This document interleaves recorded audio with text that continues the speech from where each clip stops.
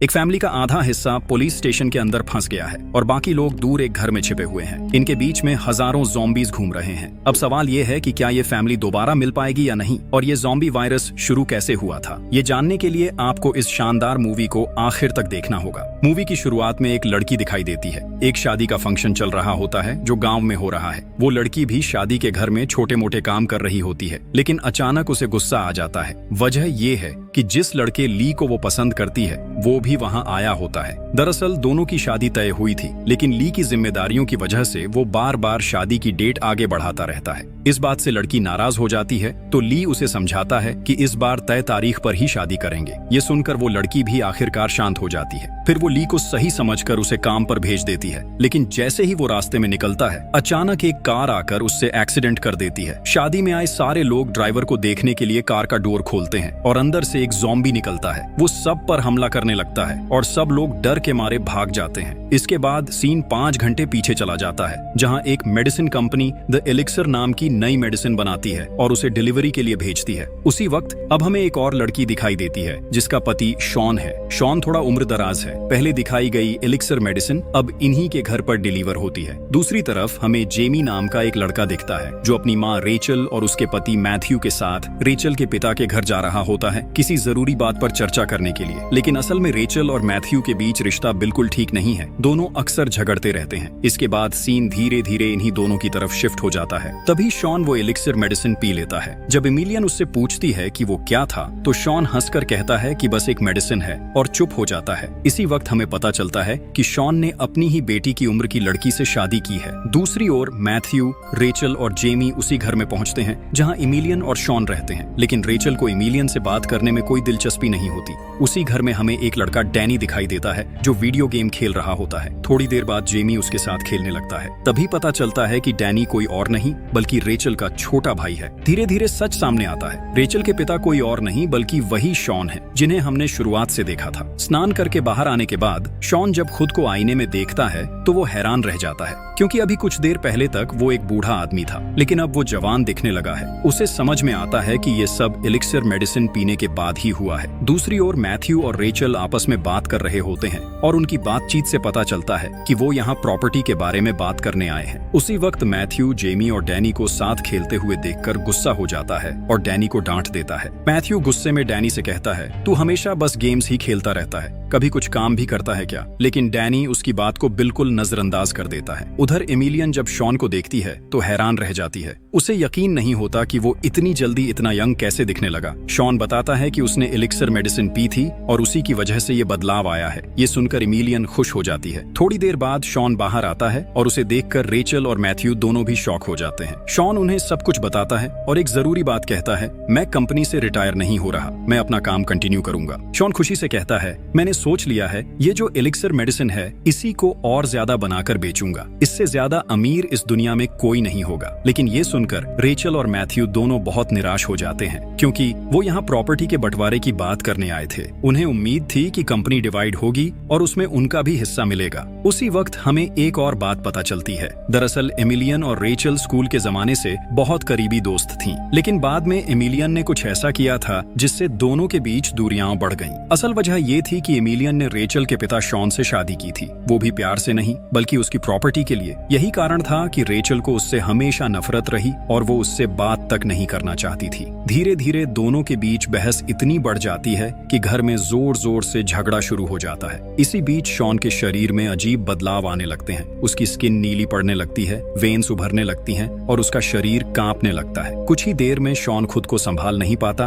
और मुंह से खून उलट देता है, फिर जमीन पर गिरकर बेहोश हो जाता है। सब लोग डर जाते हैं और जब रेचल उसका पल्स चेक करती है तो समझ जाती है कि शॉन अब सांस नहीं ले रहा। सबके हाथ पैर फूल जाते हैं। उन्हें समझ नहीं आता अब क्या करना चाहिए। अचानक शॉन की आंखें खुल जाती हैं, लेकिन अब वो इंसान नहीं रहा, एक ज़ॉम्बी बन चुका है। वो तुरंत घर में काम करने वाले एक नौकर पर झपटता है और उसे काट काट लेता है। फिर वो एक सिक्योरिटी गार्ड पर हमला करता है और उसके मुंह पर खून उगल देता है, जिससे वो खून गार्ड के मुंह में चला जाता है। इसके बाद शॉन डैनी की तरफ बढ़ता है और उस पर हमला करने की कोशिश करता है। सब उसे रोकने की कोशिश करते हैं, लेकिन शॉन रुकता नहीं। उसी वक्त डैनी के हाथ में मौजूद बो गन गलती से ट्रिगर हो जाती है। शॉन जमीन पर गिर जाता है और वहीं उसकी मौत हो जाती है। ये सब देखकर एमिलियन फूट फूट कर रोने लगती है। पुलिस को बुलाने के लिए किसी को भेजा जाता है और एक आदमी कार लेकर स्टेशन की तरफ निकलता है। उधर बाहर डैनी बहुत दुखी बैठा होता है। उसे यकीन नहीं होता कि उसने गलती से अपने ही पिता को मार दिया। रेचल उसके पास आती है और उसे समझाने की कोशिश करती है, इसमें तेरी कोई गलती नहीं थी डैनी, वो अब कंट्रोल में नहीं था, तीर गलती से चला,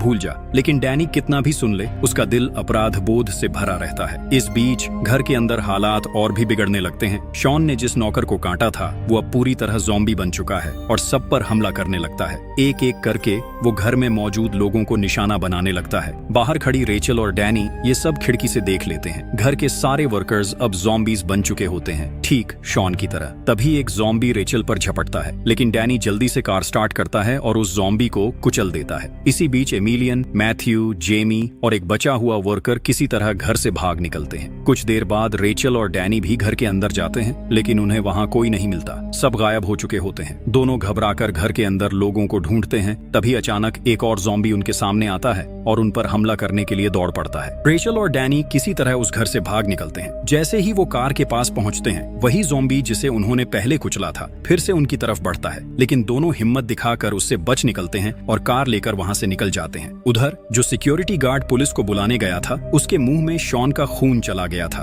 और अब वो भी धीरे धीरे ज़ॉम्बी बन रहा होता है। गाड़ी चलाते वक्त उसका दिमाग काम करना बंद कर देता है। कार बेकाबू होकर उसी गांव की तरफ जाती है जहां शादी का फंक्शन चल रहा होता है और जोरदार एक्सीडेंट हो जाता है। लोग उसे बचाने के लिए दौड़ते हैं, लेकिन जैसे ही कार का डोर खुलता है, गार्ड एक भयानक ज़ॉम्बी बन चुका होता है और सब पर हमला कर देता है। अब कहानी फिर से प्रेजेंट टाइम लाइन में लौट आती है। अब सीन मैथ्यू और उसकी टीम की तरफ शिफ्ट होता है। सब लोग किसी तरह भागते हुए एक ट्रक के पास पहुंचते हैं, लेकिन ट्रक की नहीं मिलती। तभी पीछे से एक ज़ॉम्बी उनका पीछा करते हुए वहां पहुंच जाता है। सब लोग जल्दी से ट्रक के नीचे और आसपास छिप जाते हैं ताकि वो उन्हें देख न पाए। कुछ देर तक सब शांत रहते हैं, लेकिन अचानक मैथ्यू का फोन बज उठता है। रिंगटोन सुनते ही ज़ॉम्बी उनका पता लगा लेता है और उन पर हमला कर देता है। सब मिलकर उसे रोकने की कोशिश करते हैं, लाठियों, पत्थरों और जो भी चीज मिलती है उससे लड़ते हैं। तभी आसमान से तेज बारिश शुरू हो जाती है। जैसे ही बारिश उसके शरीर पर गिरती है, ज़ॉम्बी शांत हो जाता है और धीरे धीरे पीछे हटने लगता है। इस मौके का फायदा उठाकर मैथ्यू और उसकी टीम वहां से भाग निकलते हैं। तभी मैथ्यू देखता है कि उसे जो कॉल आया था वो दरअसल रेचल की तरफ से था।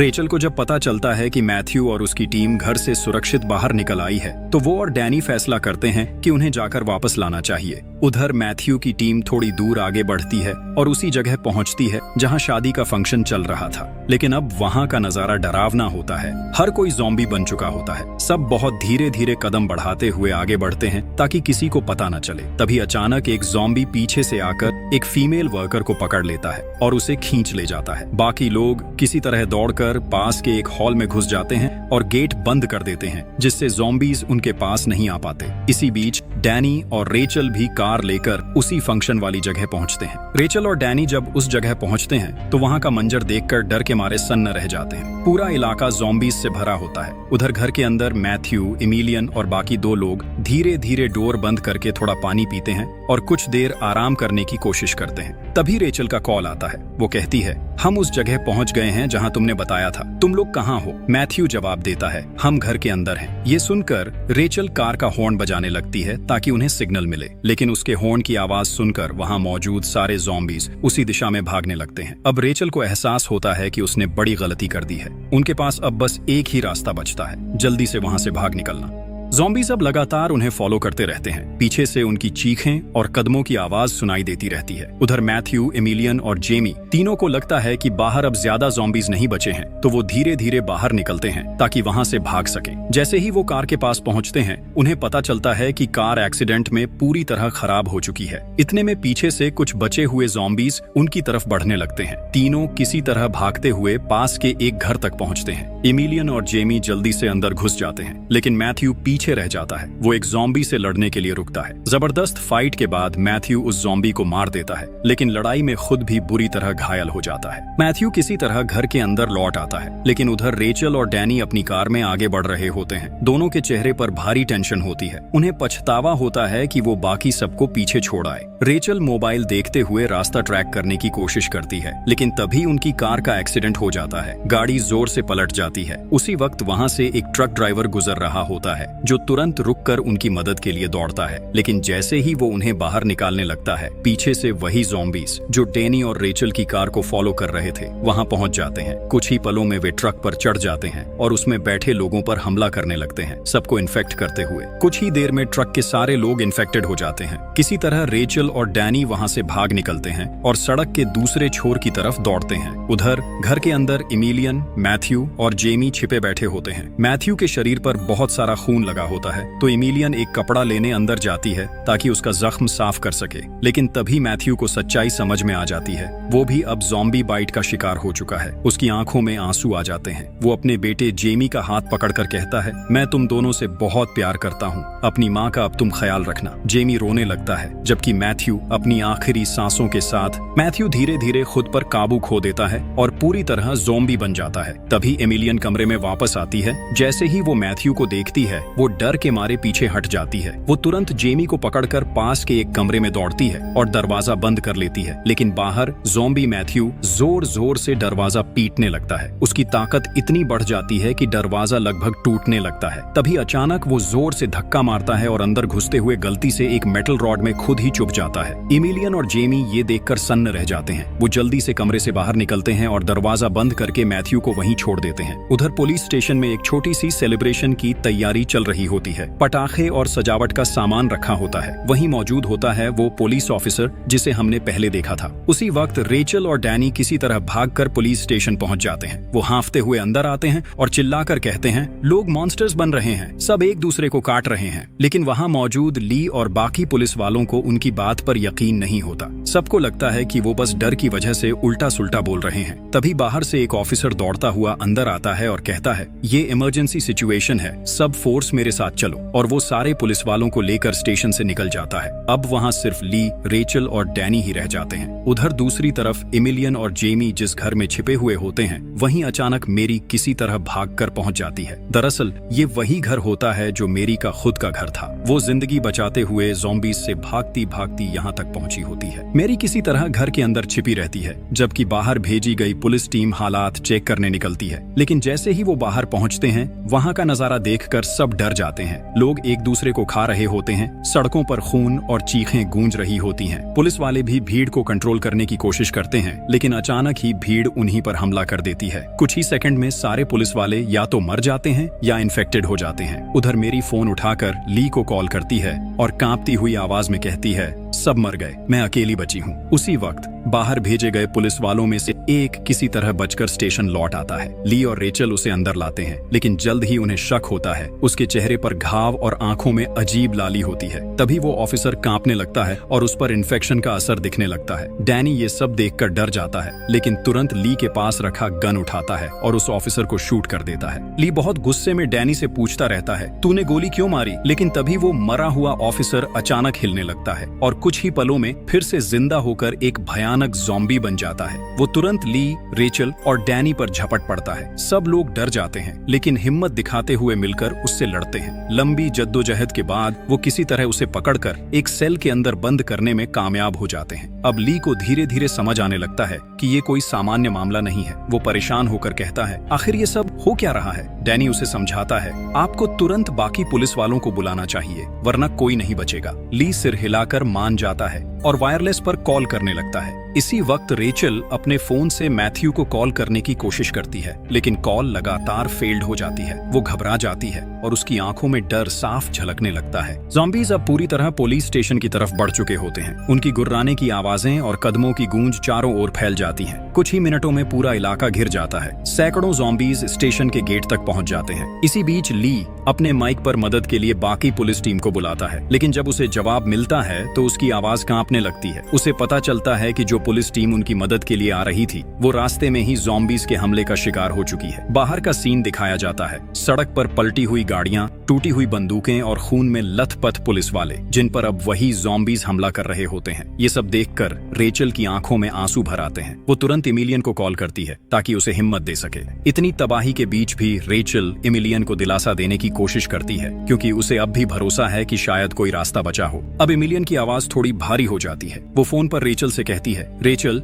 मैं मानती हूँ मैंने तेरे पिता से शादी उनकी दौलत के लिए नहीं की थी। सच ये है कि मैं उन्हें सच में चाहती थी, दिल से। इन शब्दों को सुनकर रेचल कुछ पल के लिए चुप रह जाती है। उसके चेहरे पर गुस्से की जगह अब शांति आ जाती है। दोनों के बीच सालों से जमी हुई नफरत, गलतफहमियां और दर्द धीरे धीरे मिट जाते हैं। दोनों के बीच आखिरकार सुलह हो जाती है। उधर ली और डैनी पुलिस स्टेशन की टेरेस पर खड़े होते हैं। तभी पास की मस्जिद से नमाज की अज़न की आवाज गूंजने लगती है। वो आवाज सुनकर सारे ज़ॉम्बीज उस दिशा की तरफ बढ़ने लगते हैं, जैसे कोई आवाज उन्हें खींच रही हो। ये देखकर ली के दिमाग में अचानक एक आइडिया आता है। वो तुरंत नीचे भागता है और पुलिस स्टेशन में रखे पटाखों के बॉक्स में से एक रॉकेट निकाल लाता है। फिर वो और डैनी उसे पास के मैदान में सेट करते हैं ताकि ब्लास्ट की आवाज दूर जाए और सारे ज़ॉम्बीज उसी ओर आकर्षित हो जाएं। आवाज इतनी तेज होती है कि दूर दूर तक सुनाई देती है और कुछ ही पलों में स्टेशन के आसपास का इलाका लगभग खाली हो जाता है। इसी दौरान सड़क पर एक ट्रक और 2 बाइक्स दिखाई देते हैं। यही उनके भागने का एकमात्र मौका होता है। लेकिन अब तक पूरे इलाके में जितना इन्फेक्शन फैल चुका होता है वो उनकी कल्पना से कहीं ज्यादा होता है। पुलिस स्टेशन के चारों ओर